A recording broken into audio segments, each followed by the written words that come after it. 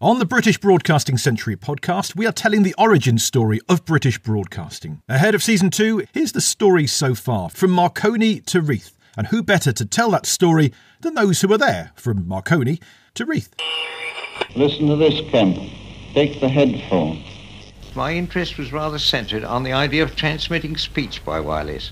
Round and Ditcham of the Marconi Company. Chelmsford was, I think, the first broadcasting station in the world. Most of the programmes were not very exciting. I understand that Ditcham mostly recited the times of trains. They said, would you come? They want a girl's voice. And so I said, yes, if you like. Dame Nellie Melba gave her first broadcast in June 1920 from this station. I got a microphone, a little cone on it. You may have seen the picture. I don't know whether she's been vaccinated.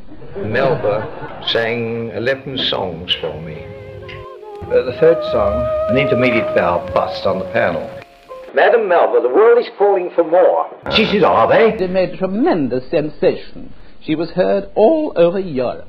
That was the first irregular broadcasting in Britain. But only for a short time. Officialdom frowned on using radio for amusement and shut us up. The amateurs of England petitioned the then Postmaster General. We were anxious to know whether the government would permit firms like ours to exploit broadcasting here as in America. I happened to be in the Marconi Company at the time, long, low hut full of long, low people. We were eventually appointed to do this thing called broadcasting. And I said, give me that microphone. Hello, CQ, this is 2 Emma Talk, Rittle testing, this is 2 Emma Talk, Rittle testing. The British government was cautious. There may be some jamming, there may be some oscillation, whew! It was clear that broadcasting must be placed on a sound basis. And that's how probably the first regular broadcasting station in Britain ever started.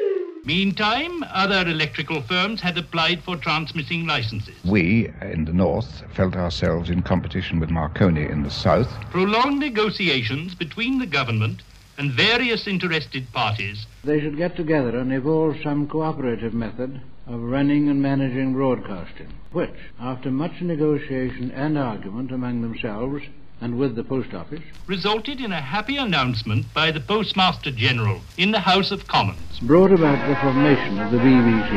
My wife Jane, she's got wireless on the brain. Hello, me duck. Here I am again with me old string bag. Thus, the British Broadcasting Company came into being. 14th November 1922. 2LO at Marconi House, London. 2LO, Marconi House, London, calling. 5IT at the General Electric Company's works, Whitton, Birmingham. Hello, this is 5IT. And 2ZY at the Trafford Park, Manchester, the next day. BBC. Join me, Paul Carenza, for Season 2 of the podcast, covering the Beeb's first year. The first entertainers, Women's Hour, the Radio Times, drunken broadcasts from Savoy Hill, a battle with the government and the press, plus guests like Mack. It was a treat because we were allowed to watch it and have a curly-whirly. And David Hamilton. It was the beginning of Monty Python. Good evening. There are some terrific programmes for you tonight on Thames. But first, here's a load of old rubbish on the BBC. Do subscribe now wherever you get podcasts and be informed, educated and entertained with the British Broadcasting Century podcast.